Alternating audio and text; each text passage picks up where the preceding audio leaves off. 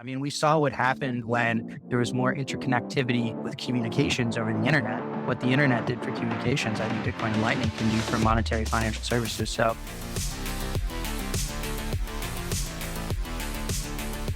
today is Tuesday, April 25th, 2023. It is 4:42 p.m. Griff, I know that so let's just give the audience a little bit of an update here. So we have obviously dropped down the number of episodes we're doing in a time period. We're going to do once a month instead of once a week. So that's the change there. You guys have probably noticed that. But what we're doing is being more intentional in our daytime careers. But Griff, I know that you've got some thoughts on your mind. You were just about to freaking blow up before we started. So let's hear it, man. What do you think about First Republic? What are you thinking about kind of the broader economy today? Well, I don't know. What do you think, Nick, about a bank that they just bailed out that's already collapsing again? Like, what does that mean? And what does it mean for other banks that are funding that bank? Because as you know, and as we know, the thing about Bitcoin and money in the United States is all these banks and all of these fiduciary, financial institutions that have been, at the cornerstone of so much of this technology boom in the 21st century, has no money. They don't have cash. They don't have any of the cash. It's all fractional reserved. It's all invested into who knows how many different projects. And it honestly seems like since our last episode, Bitcoin continues to work.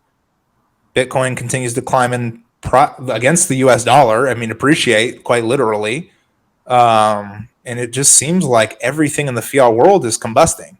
And all the while, Joe Biden's announcing his re-election campaign, and he'll be 82 next year. And the only other viable option we have is the most polarizing, hated politician, businessman maybe to ever exist in America. And it doesn't really matter what your thought is on the man. If you're a Bitcoiner, the man doesn't really get it either. Like he's going to get into power, and he's going to think that, well, I'm going to enact all my policies or revoke this, but it's going to be so inefficient. I don't think that Trump is no politician is the answer to what's going on in America.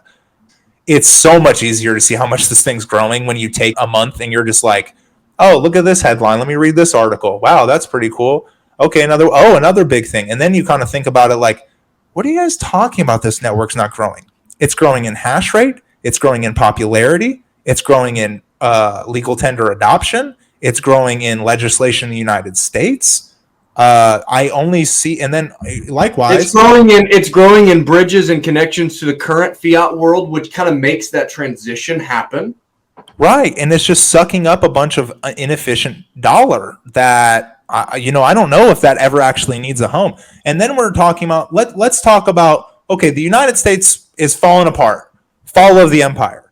Okay, what fiat currency do you think actually has one shot at actually doing anything? Because I was looking into China, right? Well, the most popular investment from the populace in China is real estate, but their birth rate's declining, and India is going to surpass them in population this year. So Chinese people, like the strongest, or quote unquote, what could usurp the United States in production, or whatever you want to call it, in spending, it's kind of like all fake because it's communism. I mean, like, it is a totally separate entity from what we're doing. So where does that leave America? Where does that leave Bitcoin? How is Bitcoin positioned here? Hillary Clinton called Bitcoin an enemy, like could tear it all down. It's like, yeah, honey, like of course it could. And like you're like George Soros having 20% of all the DAs in his book in the United States isn't good. And centralization isn't good. And honestly, Nick, that was a whole bunch of shit, but it's because there are so many things happening. I mean, like, we can't even keep up with how many different companies, how many different on-ramps and off-ramps, how many different submissions to the protocol, how many different things are happening in Lightning. It's hundreds of companies. It's hundreds of people. It's all kinds of ideas. Tulsi Gabbard is talking about how we can't have CBDCs. All kinds of big-time politicians are talking about Bitcoin now. It's going to be a part of the next presidential campaign. It will be mentioned. And one of them is Kennedy, who wants to run against the current president. And Kennedy is all about Bitcoin, just like his uncle was all about maybe a silver standard, not liking banks, not liking Social Security. I mean, they're just, man. And now my mind goes to, well, now there's like 10,000 things that we're what what are we doing as a society? Social Security, Medicare, I mean, all of these things, we're going to need a UBI soon with the way that AI is going. And there's no problem if supply far outweighs demand or supply is super necessary. Griff, pause. You are perfect on track here. So, and then you start talking about UBI. Do you have a problem with UBI? You've got to talk UBI here for a second, because if we're just going to say, oh, well, production is just going to increase and efficiency is going to increase, so there's going to be a larger margin. And what you're suggesting is that with this new margin, that's just dispersed equally amongst all the people. No, I mean, I just am saying that. I mean, how else do you do that? How else do you do that if it's not other people's earnings, if it's not somebody that earned that is then having to forfeit that to others? Because if you and I were to build a company and then we had an extra party that was like, oh, hey, I'm going to take some of this because you guys are doing so good. I'm actually going to take some of this and I'm going to disperse it out to everybody so that we all have some basic standard of living. Now, I get it. Like ethically, morally, hey, that sounds like a great thing. But does it not just become another tax? No, don't get me wrong. I'm not saying UBI like I think it's the solution to all the problems. I'm just saying when you look at the fiat system and how Bitcoin is integrating and just technology in general, either we're going to have to find a lot of new jobs for people that work in the economy, or, we're going to have to find some way to keep, people's living conditions above poverty worldwide. But here's the thing, Nick. I mean, I think we're so heavily concentrated. Well, whenever you say we, who do you mean by we? Who is responsible for maintaining a standard of living across the world? Who is responsible? Well, shoot, that's a good topic of conversation, because do people ideologically care about nation states anymore? Like, do we care about America as in our middle 20s? Like, would we be willing to support our country or? Not about countries, but I'm saying the individuals. Let's think of like the family. But that's the only reason why you would do it, Nick. The only reason why you would ever submit to a UBI is because you're happy where you live, and it's raising the standard of living for everybody enough to where it's like, hey, a small percentage of my earnings to not have any homeless people in the country or whatever would benefit the country. Now, obviously, if you're like me, paying an effective tax rate of like 30% in the state of California, there's still homeless people, you're like, well, this system ain't working because I'm paying money and nothing's working. So everybody's stopping or halting their belief in the American dream. I mean, I think you're seeing that nationwide right now, that the American dream is not what it used to be. But let's take it back to the UBI. So, what do you mean by that? How so do you think it's just harder to enter the marketplace? It's harder to build private business. It's harder to be a sole proprietor. A lot of industries are becoming centralized. Healthcare is almost fully socialized now. And what do you think has caused that? Well, you know what I think, dude. I just think it's monetary policy, and monetary policy mixed with legislative compounded effect over time. Taxes. Yeah, well, the monetary inflation is a bitch. I mean, inflation is a bitch, obviously, because you have these minimum wage workers, and the conversation has now become, well, if you're working minimum wage, like, you should even think about blah, blah, blah, blah, blah. It's like, whoa, guys. Like, sorry about it, but there are some people that are only going to ever work at the grocery store. So if their standard of living is sleeping with the rats on the street, well, then nobody's going to do the job anyway. So we do have to keep an appropriate ratio of standard of living to minimum wage, which, as you know, since 1971, that has just decreased so drastically that it's not even feasible. I mean, it's become a huge problem. So what do you think about, you're talking about that person that's going to live or that's going to work at the grocery store their whole life or whatever, right? Somebody that's going to work in that type of a position, like we're talking. Why do you think that person stays there forever?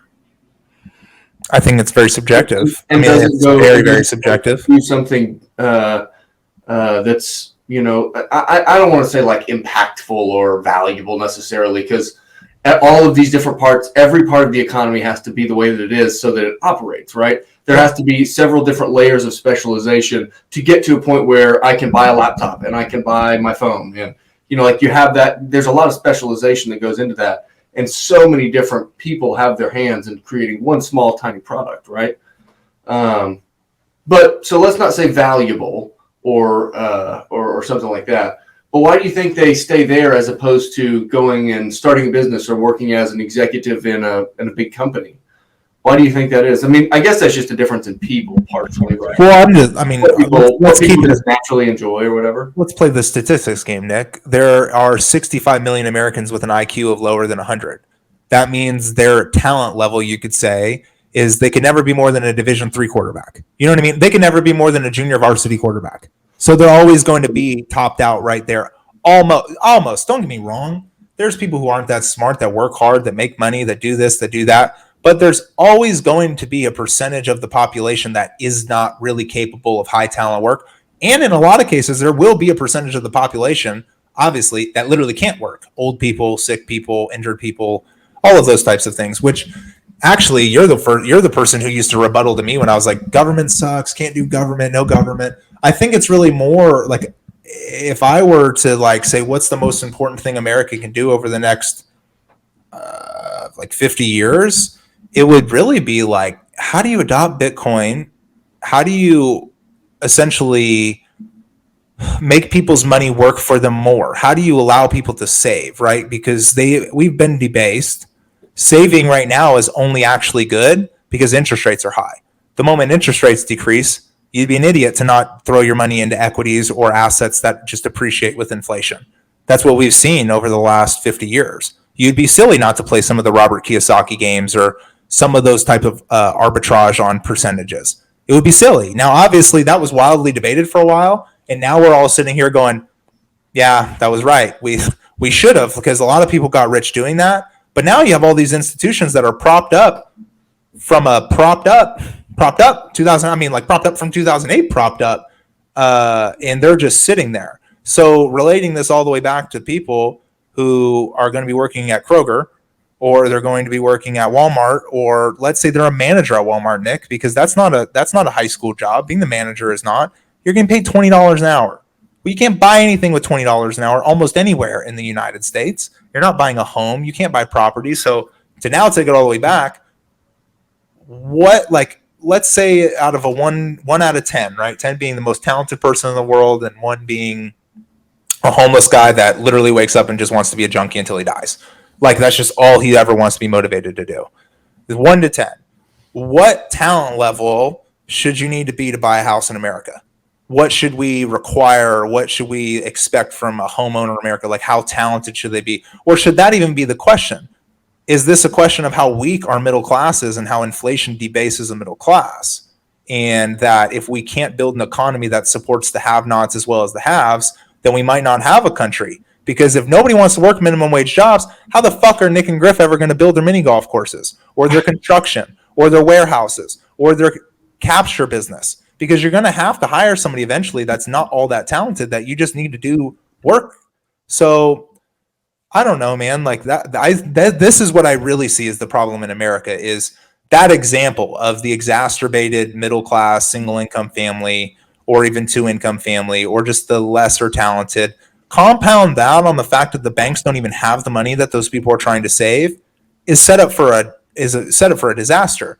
But Bitcoin, I think, now we can get into the Bitcoin part. Is it biblical, man? Because at the point in time that we're at, you can say what you want, but there's only one non-trusted money that is forever immutable on a public ledger that can seamlessly be transacted, and also is as divisible as your economy might need it to be.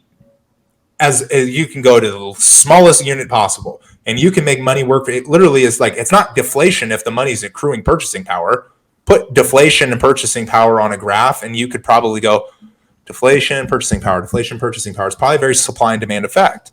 So where do we go is like, I guess the question is, where do we go as a country without Bitcoin? What can they do?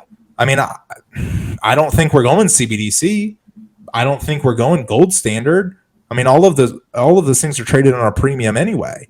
And now here, I guess we go back to the UBI. I think the only world we live in that there could be a UBI where, like you're saying, who's giving the percentage of their money?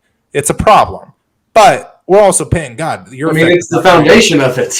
Where does the money come from? But why are we paying for Social Security? Why are we paying for Medicare? Why are we paying for public education, for public schools that they're teaching to cut your dick off. I mean, literally, Gen Z's. I saw a statistic today where they think Gen Z is 20% gay. 20%. That's not real. That's taught. There's no way. I've been around people. I don't have a problem with people. I don't care who you are sexually. But I know it ain't 1 in every 5 of my guys out here are trying to get some dick. There's no way. I just don't think. But you know what? If that's the case, God bless them. I don't think it should really hurt us economically. It might hurt us on the Elon Musk the birth rate situation. But dude, I mean, like at the end of the day, we're paying a whole bunch of money for an extremely inefficient system that is collapsing on itself.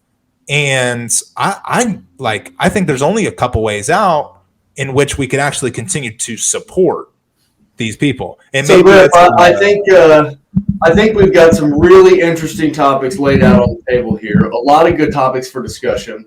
I think a lot of it is making clear what the path is and what our current issue is and our current problem. And I think that we can both agree that there is a foundational problem here. And I know the one that we like to talk, or let's say that there's maybe a couple of big foundational problems that are the main ones, right? And they all probably are all interconnected together. They all come with each of them. But the one that we like to talk about a lot is money and the control of money and how Bitcoin can fix that. One that I want to talk about here, and I want to move this conversation now, Griff, to the solution and what the future is going to look like. So I'm going to say one piece that I would encourage everybody is that with this little beautiful brain up here that we all got, we can make our own decisions. We can think, and this is something that I've thought about here recently is I fall into a trap all the time of, trying to track my progress and where am I in my progress toward where I want to go. And man, whenever you've never achieved a goal before, and you're actively trying to chart your path there. Let's say you're starting a new business, or maybe you want to make $1 million. Whatever your goal is, if you've never gotten there before, you're kind of figuring out how you're charting your path as you go. And whenever you try to compare where you're at and you don't know how to get to where you're going, you naturally want to compare yourselves to others. Now, here's the trap. That's the trap, right? Because it's an easy thought process. It's a slippery slope. So I would say that we've got to make sure that we're focusing on our lane and what am I wanting to do, and being clear on that. But then as you're out in the world and people are influencing your mindset and the things you're thinking about, the questions you're asking, and ultimately kind of the beliefs you have and the actions you're taking based on those beliefs. If you're not conscious to filter those things, those thoughts, and think about them and determine your own opinion on things and find your own conclusions, man, you can really fall into a trap of depression because you don't know where you're going and everybody around you is guiding where you're going. And you're not sure where you're at, and you're comparing yourself to others when you're not focusing on yourself. And so you're just going all over the place. That's the trap. We don't want to do that. So all this propaganda that we see out in the news today about, everything's going great. It's all good. It's all peaches and cream. Nothing to worry about over here. That's what you hear from the left. From the right, you hear some story on the opposite side. And that's largely to do with who's in the Oval Office. And this is just propaganda. And this is all efforts at determining what you think about something. So I would challenge you, anybody that's listening, and you, Griff, and myself, whenever you're listening to things, whenever you're reading news on Twitter, whenever you're reading articles, think this to yourself: is this bullshit, or is this not bullshit? And if it's bullshit, well, then now you've got a frame of reference. Okay, this is bullshit. Now, what does this mean to me? Right. How can this information be used in my thought process? Most people just read it and they think, oh, okay, that's one thing. Oh, and it's almost like a balancing of good articles and bad articles when you're thinking about something like Bitcoin, right? Okay, there was 5 good articles and there was 1 bad article. I'm a net positive for 4 good articles about Bitcoin. It's more of this is bullshit and this is not bullshit. And then you just have the facts of what is not bullshit. And then you've got to determine whether you like it or not. And most people just never get that far. They read one article or read a headline and borrow that opinion, and that's what their thought is on it. I just recently, Griff, had a conversation with somebody that you have a conversation and somebody immediately gets defensive and immediately starts getting ramped up and excited. I had a conversation about this with Bitcoin with a guy that I've not ever really talked with that much before, and man, this dude got right out and got onto it.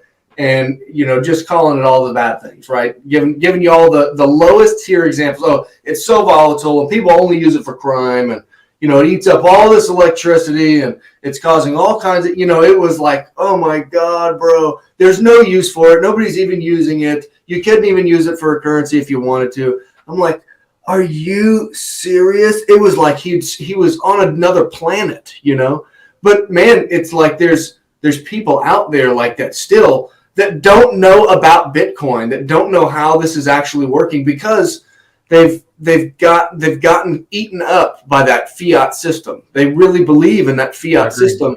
They believe the bag of goods they were sold is the same bag of goods they were sold, and it's just not. It's just not. Well, in my opinion, it's like this irrational belief around me that America is just going to go up forever. Like everything just goes up forever, and it's like acting like things that we're using today in the world. Like think about all of the great technologies that have been introduced to this country.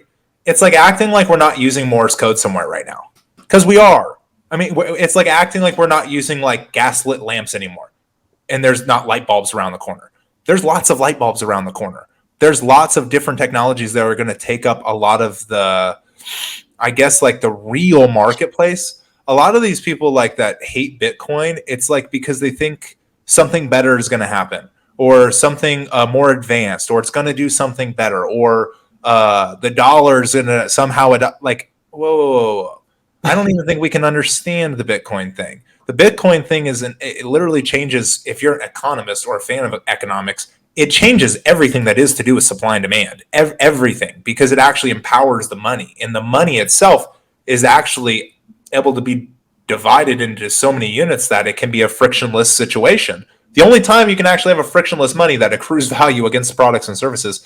But I was going to say, Nick, after listening to you, you've read or sovereign individual thesis, you have dipped into your toe into that thought process a little bit. Just like the thesis that over time here, the people who are deciding to learn trade, the people who are deciding to build within themselves and build, things that will actually help them should things obviously not go that well, is actually going to play out really well. Skills and beliefs and things like that. Yeah, the sovereign individual emphasizes self-ownership, rational thought over fatalism, and does not accept the one-size-fits-all approach of mass consumption in society. They typically view luck as a statistical probability. It's just like sovereign individuals are finding like-minded individuals and sharing practices. This is Bitcoin, man, because all Bitcoiners, if you really get down to it, one, they're hodlers. Why are they hodlers? Because we think the network's going to grow. We think everybody else is wrong. We think you're going to use Bitcoin whether you like it or not, if you're talking to a real Bitcoiner. And then the second thing you hear from a lot of Bitcoiners is, one, they're all small business owners, or they're salesmen, or they're people who have trades, or they're people who have wineries we've talked to, or they're people with wildly different market takes, and financial analysts like Joe Consorti who we talk to, or people who are really trying to front run the fact that 30-year treasuries are outpacing 30-year treasuries, or the people who are going, yeah, Apple having a 4.5% savings account is probably because they have a 10-year cash flow and they're trying to steal your money. Like Bitcoin is connecting all of these very like-minded folks that I kind of think like that, aside from Bitcoin alone, like it's a different consciousness that is floating around society. It's just not, in my opinion, we're just very early into it because Bitcoin is still very young. And I don't think most of the population is going to realize here very soon that we might be adopting a money that you're in control of, that if you mess it up, you messed it up. And that's going to be a harsh reality for people. I also think, and get your take on this, do you think we're all going to be in America for the next 40 years? Or how many people are going to start leaving the States? I mean, I think the States are awesome until we do let everybody over the border and the supply of people just becomes too much for this country.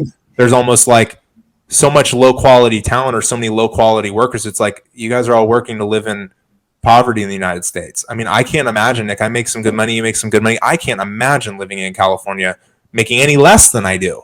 I mean, it's insane. Extract that out to anywhere in the country if you're not making a whole lot. I mean, it doesn't really matter if you live in Texas, Oklahoma, or California. If you ain't making a lot in America nowadays, you're going to have some problems. But I agree with you. People need to really start looking at things and going, let's take the Tucker Carlson, for example, the whatever. Everybody's like speculating on this situation, but can we just talk about like, why do we care? Why do we care? Why are we talking about some news anchor? Why do we even like give it any thought or attention? Like, why aren't we giving attention to people who do the rabbit holes, who dive in the weeds, who actually know that if Joe Biden puts up 500,000 electric chargers over the country, it won't do shit for energy. It's like all a crock of shit. There's just as many environmentalists who would say this is climate change is all full of shit as there are saying that, oh yeah, the world's going to blow up. I just think it's insane where most of the consciousness of this country, it's just dividing. But I think there is a clear divide in that, like you're saying, there are people who are starting to go, I need more skills, or I got to be more skeptical, or who am I trusting? Or like Orange Man, maybe not, maybe not the best, or like maybe this Joe Biden cat is actually really shitty, or maybe we shouldn't be involved in Sudan, or maybe Ukraine shouldn't be lobbied to counterattack Russia on behalf of one administration. I mean, just the things that are happening in the fiat world today, especially when you're close to the money printer, is just like you read in history. It might not be Weimar Germany, but we'll look back on it as some other, form or version or something's going to happen. But sovereign individual. I mean, like me and Nick are very connected because at the end of the day, we would like to accrue a lot of money because we think that money is probably the highest form of energy humans can achieve. So if you accrue a lot of energy, you can buy the house and the business, and you can set your kids up, and you can do this and you can do that. We're chasing the American dream like everybody else, but the American dream has changed.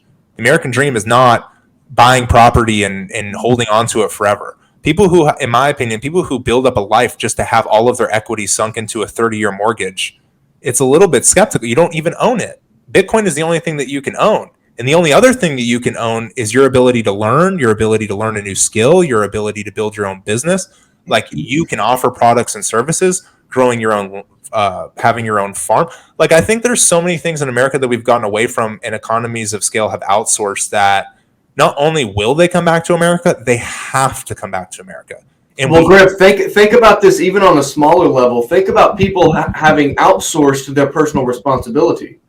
This is something that's big in Bitcoin right now, and that is, oh, well, if I lose my keys, then then it's gone, and there's no like password recovery, blah blah blah blah, right? And it's like, bro, like you got to take some self responsibility. You got to figure this out. You can't always just rely on others. Now, see, but the other part is, though, this is literally what our economy is. Our economy is relying on other self-interested individuals. We're relying on other self-interested individuals to create the products and services we need, right?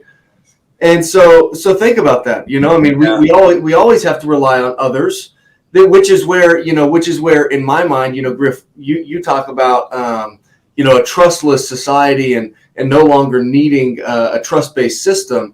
And I agree that should be true with money. Absolutely. I believe that should absolutely be true with money. But I think the broader economy, just in general, it's all dudes like you and me, Griff, that are going out and working every day, doing this or that, whatever it is. Some are doing it better than others, and some are hard workers, and some aren't. There's people all over the spectrum.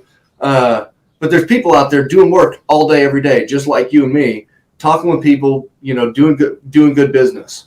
And so I think that the economy, in some sense, is completely based on trust. It's completely based on teams relying on each other. Trust of entities that, like, if you talk to, sorry to interrupt you, but trust of entities, like if you talk to Brett Weinstein on Joe Rogan, he always talks about the power of zero. And I'm paraphrasing because I don't know everything that he says about it, but I want to say that the precipice, or like the start of it, is, well, if it's more than zero, it's more than one. And if it's more than one, it's more than two. It's more than 2, it's more than 3. You know what I mean? I mean, it's going to be a problem. And what we're talking about is relying on individuals and institutions, like you're saying, that are they corrupt? Did they do the wrong thing? Did they make a deal with China? Did they steal your kids' money?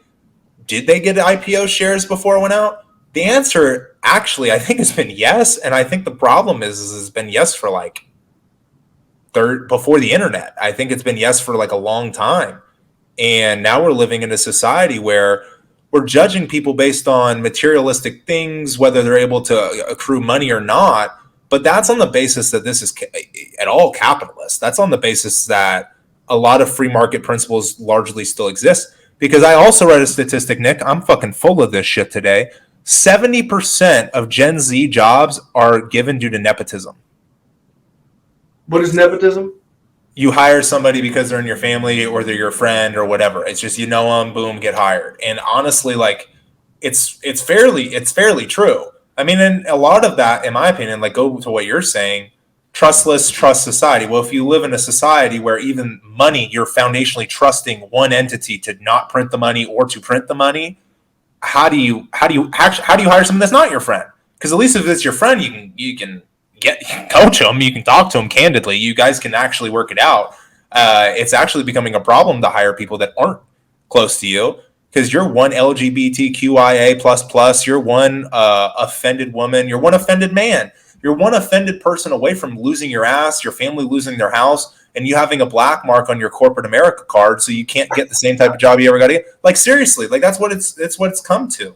So yeah. I always sit and think it's like, yeah, you know, chase the American dream. Corporate America has been strong for a long time, but in the back of your mind, all the way back to what Nick said, we all need to start having it in our minds, okay, like maybe I might have to learn how do those electricians do that shit? Or the plumbers, or the people who are building fences, or the people who can farm, or the people in sales that can actually connect individuals and talk and hold business meetings. Like you want to start building skills, in my opinion, that it doesn't matter where you are, it doesn't matter when it is, but you have something you can rely on for money. Because I would even go more granular and say that a couple skills that you absolutely should have are, let's say, one is the ability to communicate, the ability to have a real face-to-face conversation with somebody, to be able to have a real conversation with somebody, and then to be able to actively think while you're having a conversation about what you're talking about, so that you can you got to actively listen in order to understand what the person is saying and empathize with their position, and then also continue that conversation in a productive path. You know, yeah. It seems like so many people, like, you know, call it Gen Z, I guess, is not good at having a conversation. You know, I mean, you see all that kind of stuff on the political side. You know, you see, you just lock up, and people on the left, they don't want to talk. You know. And yeah, and then they go right to Twitter fingers, you know, and they get on. Which isn't a problem though, you know. Like if you can text, like I'll take it. But even people can't do that. Like I tweeted out something about like the supply and the people, like the average American does not understand supply and demand anymore. And I said that because I was on a sales call and I kind of was like, I left the office because I was kind of like flustered because this old lady comes up and as I'm talking to the receptionist and just going like, hey, like I'm just new to the area. I'm just dropping off some info for the dog, just trying to find out when may be a good time to stop by or if I could bring you lunch, whatever. And I just see these people almost like getting irritated that I'm working. And I'm like, you guys don't get it. If there's people who aren't willing to do what I do every single day to push technologies, to push products, America would never be what it is. And you're sitting here sucking up money. God knows what you've done. God knows what you're doing. The average American median household income, and that's if you own a house, is like $140,000. That's 2 incomes. You guys don't get supply and demand. You guys are basically just going, okay, as long as these mortgages play out, as long as I keep getting my little paycheck, as long as the stock market continues to appreciate, I'm okay. It's all good. Everything's fine. But honestly, what's the problem is right now is the things that they're talking about, real estate, the stock market, treasuries, how many more things can we name? Bonds, everything's kind of halting. Everything is in question now.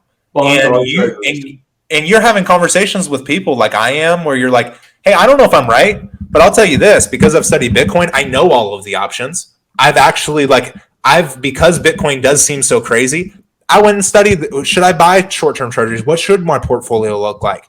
I have looked into all of that, like a lot of Bitcoiners, and we still come back to, yeah, I think the safest thing might be the Bitcoin thing. I think the insurance policy is the safest.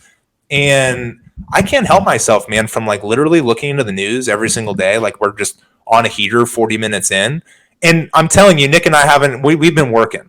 I haven't been in it like that. I actually want to recommit back to doing some Bitcoin things like a node, like improving my security, some of these types of things. But goddamn, the most beautiful part of this is I got 12 to 24 words in a few different wallets, maybe 5, maybe 6. You don't fucking know. And I got them somewhere you have no fucking clue. What are you going to do about it, United States? What are you going to do about it, China? What are you going to do about it, nation states? Are you going to go persecute everybody who has 12 words? How is this going to work? And I can't tell you, like, I don't think they're going to be able to get it. I don't think they're going to be able to stop the Bitcoin thing. It just doesn't seem like they're going to. And I want to raise this question, Nick, to you. What if these guys are just retarded? And I'm sorry for the offensive language, but seriously, like, what if everybody from the age of like 45 and up, 40 and up is just quite literally bullshit illiterate? Like they just don't see like they don't even care. Like they're like, I don't even want to know they're bullshitting me. And that's a lot of people. So when does that thing bust? Because it does. Hey, that shit doesn't, that ain't forever. That's all I'm saying. You can't just forever. Eventually, it might not be your generation, but it might be your kids or their kids. And that's kind of what we're lining up for. And the other thing I would say that encourages, I guess I'm going off on a tangent on why I'm encouraged by Bitcoin and why I'm continuing to stack. Me and Nick have had guys on like a year ago, and our podcast is still pretty small, but we've had guys on like Joe Consorti. We've seen guys like Will Clemente who are offering great financial insight, gain massive followings of people who don't give a fuck about Bitcoin. They never cared about it until somebody like that went, you guys are buying bonds and you're an idiot. And then he's actually smart enough to go like on a trading basis, this is why you're an idiot. And Nick and I could give a shit less. That's why we stopped doing that stuff, because we're like, yeah, but I don't ever want to trade it. I don't really ever think there's this scenario where it would be best for me to leverage my Bitcoin or do that. I just want to stack it, and I think it's going to accrue purchasing power, and that's really all I care about. I do hope that the United States is smart and they don't tax it and they just get rid of everything else. I mean, it's like the SEC, like what's going on with what is it? The DDTG, the Berry, the ETF, the Bitcoin Fund, whatever it's called, GBDC. No, I haven't heard about it.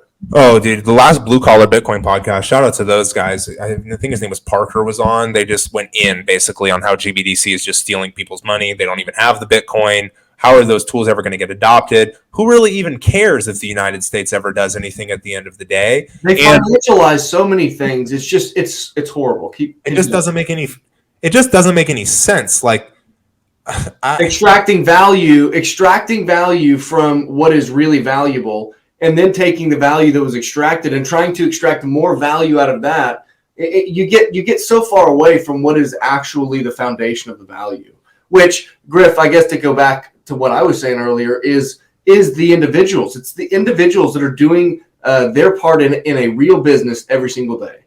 Yeah, I agree with you in that. And I think those people, like, it's going to be a what you know economy, whether the people at the top like it or not. Because at the end of the day, if they don't, and God bless them, have gold, have silver, if they don't have another form of money, and this is my another investment thesis I guess I have. If you just don't have another form of money, if you're just going to be all in on dollars, every equity you have in is all invested in dollars, your bank account is dollars, your house dollars, everything is dollars, you might have a problem, because quite literally, like, this is how debasement works. You don't get to pick when hyperinflation occurs. You don't get to pick. And let's also, hyperinflation's occurred. I'm so tired of, if grocery prices go up over 100% year over year in the United States, the closest you can be to the money printer, and they're changing CPI metrics, and they're not including rent, and they're not including groceries anymore, hyperinflation has occurred. And that's why I think I go back all the way to the beginning of this conversation. I think the revolution is going to start with the have-nots, because it won't matter. Republican, Democrat, it doesn't, like, I pray for the next president. I hope Trump doesn't win. There's nothing he can do. This game's over. Anything that he does is just more inefficiency from a government. It's more now it's time to ship the sales back. It took him 4 years to position us to get out of Afghanistan, and Biden got in there and said, fuck it, we're just leaving.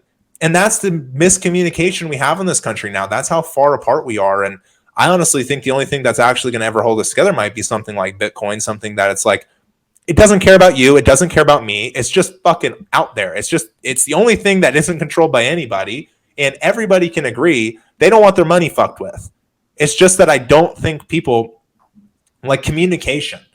Nobody ever thought that me and Nick would be on a FaceTime call 100 years ago. Nobody ever thought the fun. Like I'm telling you guys, most of the crash that led to the creation of the Federal Reserve was the fact that Alexander Graham Bell came up with the telephone. There was a shit ton of money not put into the telephone because he came up with something that people couldn't even fathom. Technology is always more simple than you think. The development of communication, the development of money, the development of society. I mean, it is coming.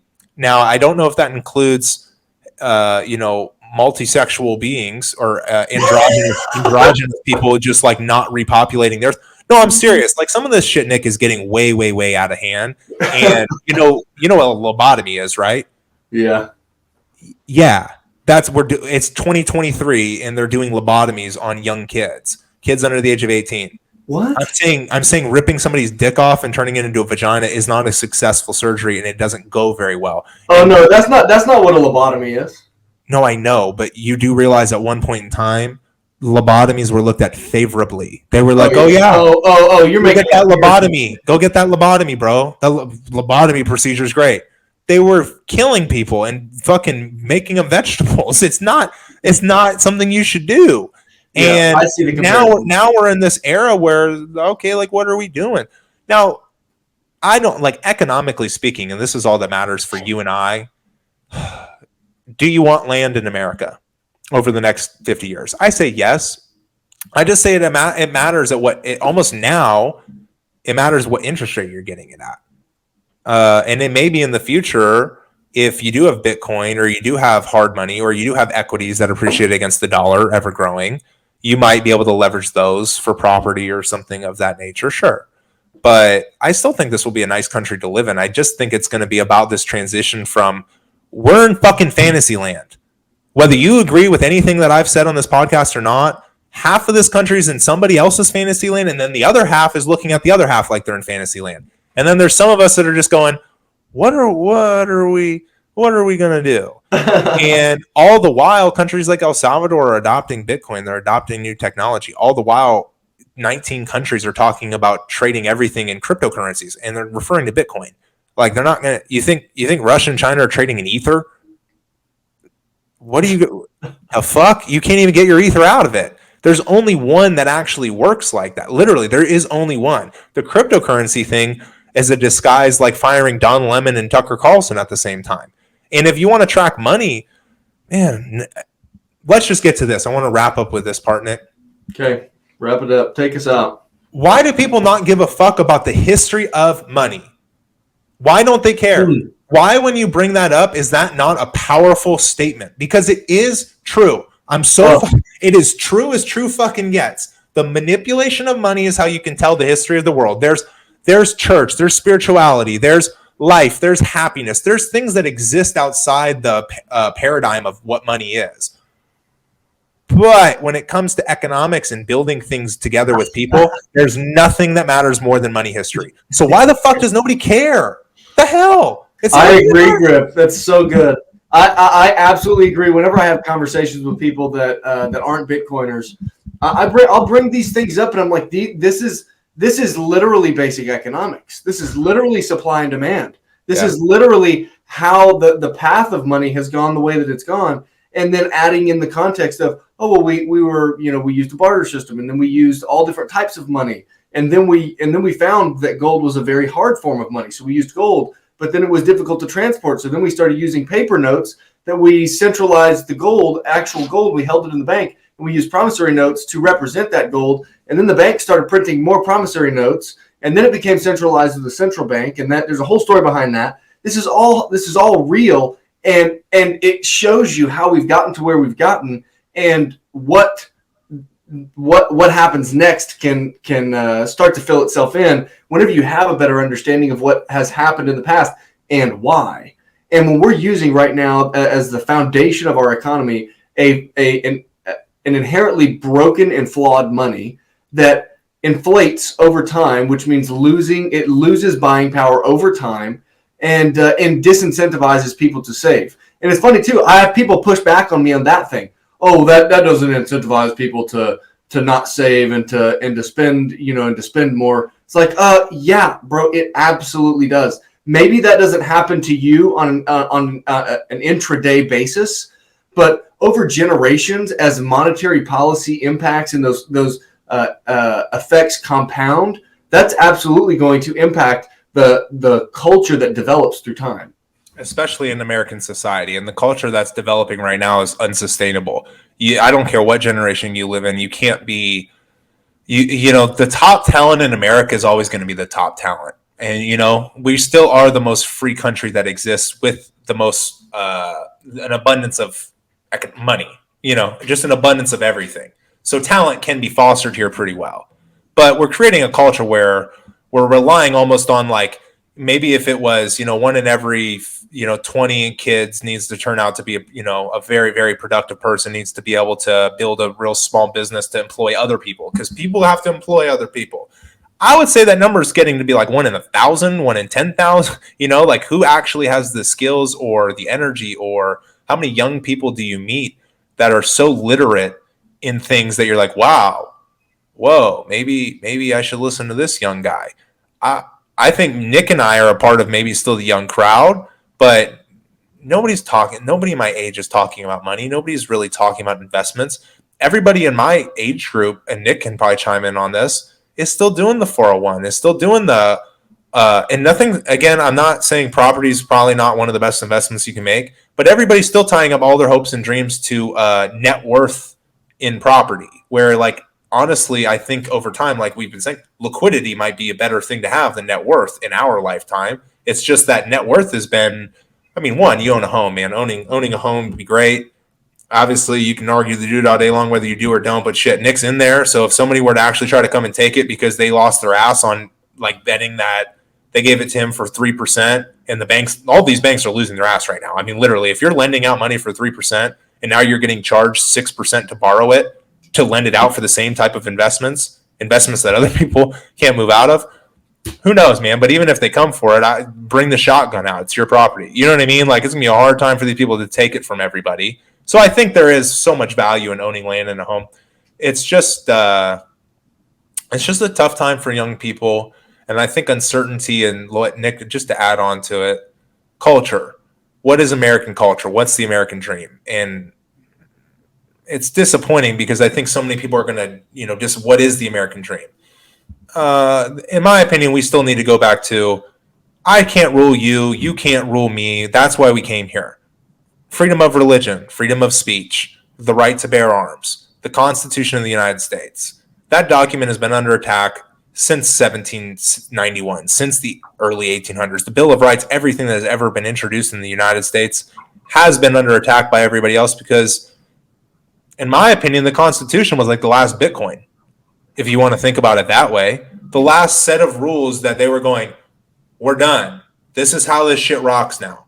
Government can't do this. Government can't do that. Now, obviously, the Constitution is not Bitcoin. It's not immutable. It's been altered very easily. All the mechanisms of it have changed. You're able to build layer 2s and 3s on top of it that don't innately protect all of the rights. Like, how can states actually be like, oh, you can't have a gun? That shouldn't even be a thing. It's in the Constitution, like, boop. But obviously, it's been attacked. So Bitcoin's undergoing the same attack. But I'd argue Bitcoin is the biggest revolution, so to speak, or what would you consider the Constitution, the piece of legislation? Bitcoin is as well a piece of legislation because it's a monetary policy that they can't change. And that's the only thing that Thomas Jefferson didn't win, because George Washington, the cherry tree brother, he was very heavily influenced by European families, and he wanted national banks, and he got it. And then they got a second one.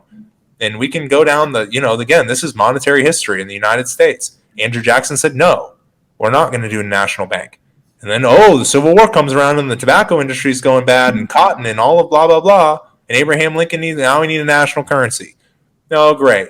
And then there's a crash in 1901, and oh, Jekyll Island, and oh, we need the Federal Reserve. So all I'm saying is those are facts, not opinions of mine. That's the history of the dollar. And if you're going to sit here and tell me that we're just going to continue along this cultureless train, this agnostic, very what is it to be?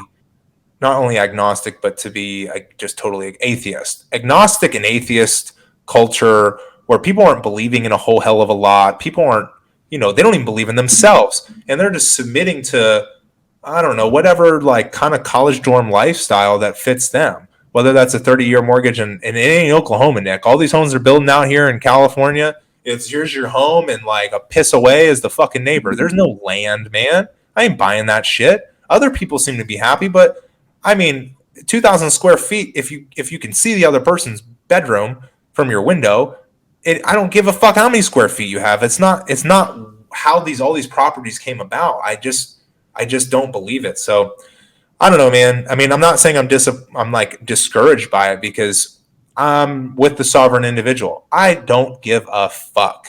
I love America. I love what America could stand for, but I don't lie to myself and go, I think every 4 years we pick a new leader of the world.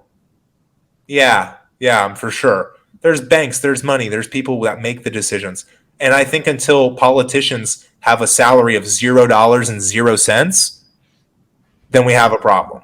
I don't, I think there's so many things where it's like, until we don't have taxes anymore, this isn't America. This isn't the America that fostered the gold rush. This isn't the America that fostered innovation. If all of them have to literally go, all right, so I've made about, I'm starting to make a lot of money, but I've realized every time I make more money, it's like not really making any money. So why would I continue? And you have so much talent that gets capped by our own tax system that go, oh, I've done it. Now I just got to play the tax game. Or now I just got to act like a Rockefeller and buy whole life insurance and let it appreciate and borrow against myself forever. But what's that contributing to the real economy? What's that contributing to the sovereign individual? What's that contributing to Nick's family or my family or the kids that we want or our kids' kids? It's a resource. It's a tool. Yeah. But hey, Bitcoin, baby. All these things are so interesting, Griff. Bitcoin, baby. Let's just keep stacking sats. I know that we always have these conversations, and it always leads to that. Stack more sats. I'm super confident moving forward, man. I know, Griff, you and I, we've been working hard in our careers. I know that we're both taking a lot of ground, so that's awesome. And guys, commercial capture. You heard it here first. Commercial capture. That sounds good. We also got some other things cooking. Yeah, thank you guys for listening to another episode of the Nyc and Griff Show. We'll see you next time. Peace.